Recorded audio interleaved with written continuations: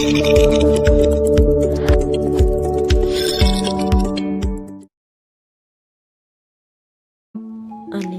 adalah sekelompok penyakit yang ditandai dengan penurunan hemoglobin yang biasa disebut Hb atau sel darah merah yang biasa disebut RBC, mengakibatkan penurunan kapasitas pembawa oksigen darah.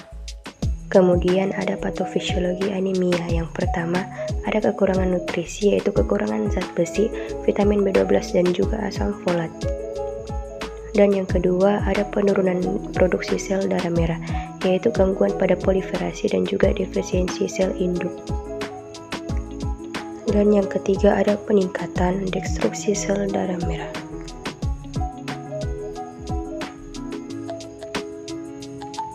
Dan yang keempat, ada pendarahan akut atau kronis. Selanjutnya ada tanda dan gejala, yaitu ada subjek terdiri dari kelelahan, pusing, sesak nafas, sesak dada, lemah, vertigo, dan juga pucat. Kemudian ada juga objek yang terdiri dari hitung darah lengkap CBC, HGB, HCT, jumlah RBC, indeks RBC, MCV, MCH, MCHC, jumlah WBC, dan diferensial, jumlah trombosit, morfologi RBC, dan lain-lain. Kemudian ada klasifikasi patofisiologi. Yang pertama, ada akut terdiri dari trauma, MA, dan juga wasir. Kemudian ada kronis yaitu terdiri dari MA dan juga pendarahan vagina. Kemudian yang kedua ada produksi sel darah merah yang tidak memadai, terdiri dari defisiensi nutrisi dan juga defisiensi eritroblas. Kemudian yang ketiga ada penghancuran sel darah merah berlebihan yang terdiri dari faktor intrinsik yaitu herediter atau G6PD, ada sintesis hemoglobin abnormal. Kemudian ada faktor intrinsik yaitu reaksi autoimun, obat, infeksi atau endotoksin. Kemudian ada klasifikasi morfologi. Yang pertama ada ukuran sel darah merah yang terdiri dari mikrositik, makrositik, dan juga normositik. Yang kedua ada kandungan hemoglobin yang terdiri dari hipokromik, normokromik, dan juga normokromik. Terapi farmakologi pada anemia defisiensi vitamin 12. Pada oral, kobalamin oral adalah dimulai pada 1 hingga 2 mg setiap hari selama 1 hingga 2 minggu, diikuti oleh 1 mg setiap hari.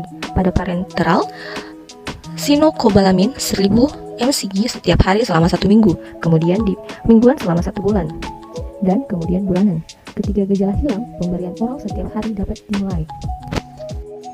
Kemudian ada anemia defisiensi folat. Folat oral 1 mg setiap hari selama 4 bulan biasanya cukup untuk pengobatan anemia defisiensi folat, kecuali jika etiologinya tidak dapat dikoreksi.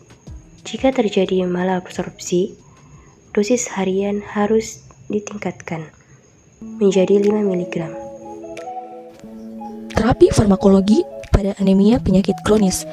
Eopetin alfa, dosis awal adalah 50 hingga 100 unit per kilogram 3 kali per minggu. Jika hemoglobin tidak meningkat setelah 6-8 minggu, dosisnya dapat meningkat menjadi 150 unit per kilogram 3 kali seminggu. Kemudian ada terapi non-farmakologi yang terdiri dari asupan makanan dan juga transfusi darah. Baik, sekarang kita masuki algoritma anemia yang dimana volume darah dalam tubuh.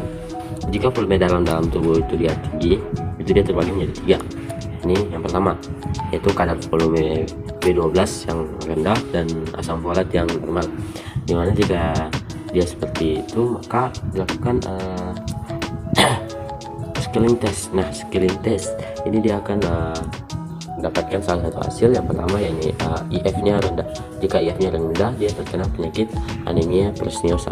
Jika IF-nya normal, maka dia ada masalah pada gastrointestinalnya. Kemudian B12-nya yang normal dan asam folatnya yang rendah. Nah, itu dia mengalami kekurangan asam folat. Kemudian yang ketiga yakni B12-nya normal dan asam folatnya normal. Itu dia mungkin ada penyakit pada hepatik, distiase, dan retikulasit. Baik, terima kasih. Saya akan membacakan MCV normal. Di MCV normal, kita akan melakukan perhitungan retikulosit. Jika MCV-nya tinggi, maka yang terjadi salah satunya yaitu hemolisis. Jika MCV-nya rendah, maka kita akan menghitung WBC dan plateletnya. Jika misalnya WBC dan plateletnya rendah, yang terjadi yaitu ada leukemia. Kalau misalnya dia normal atau tinggi, itu akan menyebabkan infeksi kronik. Terima kasih. Kemudian ada interaksi obat. Yang pertama ada zat besi, yaitu penurunan transferin dan juga peningkatan TIBC. Yang kedua ada asam sulfat, yaitu asam folat yang rentan terhadap perubahan cepat dalam diet dan asupan alkohol. Kemudian ada asam sulfat, efek cyanocobalamin pada vitamin B12. Selanjutnya, yang pertama ada zat besi, yang terdiri dari penurunan transferin dan juga peningkatan TIBC. Dan yang kedua ada asam folat, yaitu asam folat yang rentan terhadap perubahan cepat dalam diet dan asupan alkohol. Dan yang ketiga ada efek cyanocobalamin pada vitamin B12. Berikut sesi dokumentasi beserta nama-nama kelompok 4 dari kelas TIFA A 2020. Terima kasih telah menonton video kami. Semoga apa yang kami paparkan dan kami sampaikan bermanfaat bagi teman-teman sekalian. Jangan lupa like dan subscribe ya teman-teman.